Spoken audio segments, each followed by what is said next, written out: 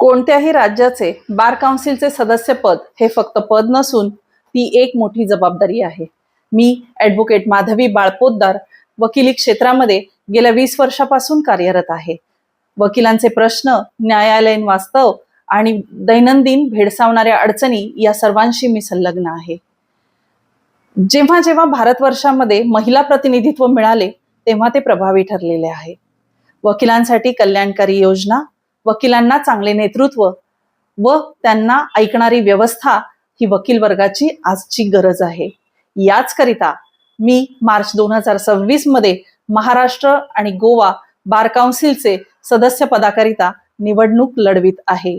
माझा असा विश्वास आहे की बार काउन्सिल सदस्याने वकिलांना सोबत घेऊन वकिलांसाठी काम करावे, ना की त्यांच्यावर वर्चस्व ठेवून। पारदर्शकता, सन्मान आणि उपलब्धता यासह हा मंच आपला सर्वांचा आहे।